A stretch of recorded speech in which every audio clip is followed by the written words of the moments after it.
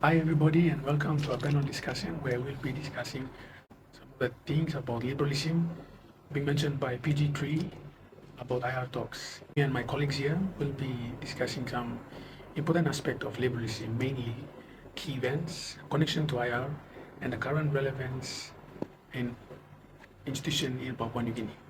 Now moving on to our main discussion, what are some institutions or theories that promote the ideals of liberalism?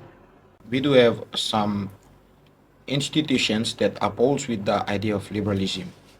Firstly, based on the first video podcast presented by our seniors, they mention a significant institution which is the League of Nations, or now commonly known as the United Nations, that upholds with the theory of liberalism. However, we do have some multilateral organizations that also upholds with the theory of liberalism. Two classic examples of this type of multilateral institutions are the UNICEF, commonly known as United Nations International Children's Emergency Fund, and the World Health Organization, or WHO. Both of them upholds with the good of humanity for all. According to the video by the PG3, they have mentioned some of the key events relating to the theory of liberalism, and one of the key events mentioned is the theory of Westphalia. According to La Salle University, the theory of Westphalia was signed in 1648, and it ended a 30 and 80-year series of war in Central Europe. This was between 1618 and 1648, and it created a framework for modern international relations. The concept of state sovereignty, mediation between state, and diplomacy all found their origin in the text of the treaty. Even though the treaty provided the concept of peace and cooperation, it did not, however, accommodate for the events that led up to World War I. However, it was one of the first attempts at codifying an international set of laws, and essentially provided the basis for international community like the European Union and the United Nations. The Treaty of Westphalia still remains the model for the basis of modern international treaty and convention. To add on, we do have another significant event that also upholds with the theory of liberalism, which is the First Hague Peace Conference. This particular conference was held in the Netherlands in 1899 with the main aim or goal to limit armed forces and also to make laws to prevent future warfares.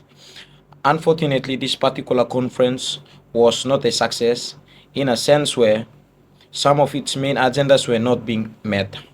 However, there was a significant outcome of that particular conference that uphold with the theory of liberalism, which is the establishment of the Permanent Court of Arbitration.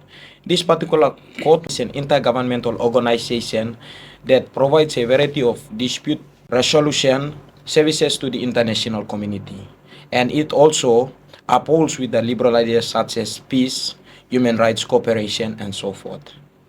Thank you, Marshall and Edglem, for the insight.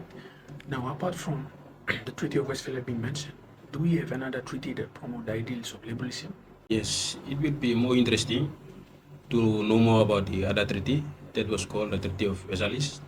It was a peace treaty that was signed in 20th of June 1919 at the end of World War I. The main aim or goal of the treaty was to weaken German military power and to make them pay back France for the huge losses and damages caused during the World War I. This is because most of the fighting that took place on French land, and the treaty also had some strict rules, such as Germany had to give up all its control over other countries, then its overseas territories to the United Nations, and remove its military from the Rhineland region. Additionally, Germany had to hand over the territory of Alsace-Lorraine to France. Furthermore, according to Kessing S. 1917, an IR international scholar who stated that power is the fundamental of all things and it's through military, political, and economic capabilities. And this can also be supported by Francis S. 2012 in the book titled Power in General and Military Power in Particular. Thank you, Jebedi, for the brief history. Now, as mentioned by Anselm and Marshall about the institution and theories, even though they promote liberalism and promote cooperation, freedom, and liberty, it comes to a failure because World War I and World War II eventually happened.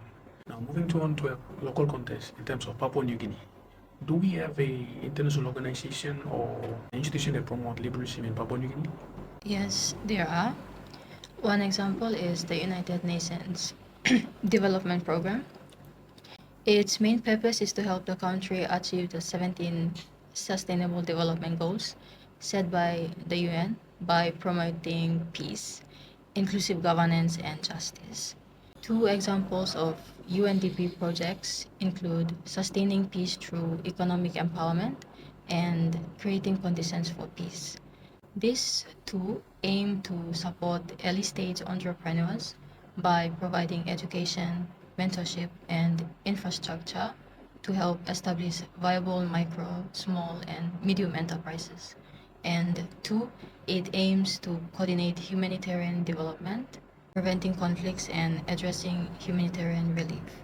As stated by Mingst and Argentov 2017, liberalism firmly believes in human interest, such as peace, stability, democracy, fairness, and justice. So, through these project initiatives, the UNDP seeks to promote social inclusion, economic development, poverty reduction, capacity building, and empowerment. So, building on these local examples provided by Emma, let us consider how similar liberal principles are applied globally. Organizations like the African Union and the European Union play pivotal roles in maintaining regional stability and fostering economic cooperation. The African Union is actively involved in peacekeeping and conflict resolution across Africa, while the European Union addresses challenges such as migration and social security across its member states and its external borders. These global institutions reflect the same liberal values of peace, cooperation, and development seen in local projects. By examining the activities, we gain insight into how liberal principles guide international efforts to promote stability and progress around the world. Thank you all for joining today's discussion, where we have highlighted key events and the impact on international relations, discussed the significant roles of international organizations, and examined their relevance in both global and PNG contexts. Through these insights, we see how liberalism continues to influence and shape international relations, fostering a more peaceful and cooperative world. However, in contrast, there are state and non-state actors that do affect the ideas of liberalism. Thank you all for your participation and contributions to this discussion. Till then, please do follow, like, and drop a comment below, and we'll meet again for next episode or discussion. Until then, from all of us, peace and bye for now.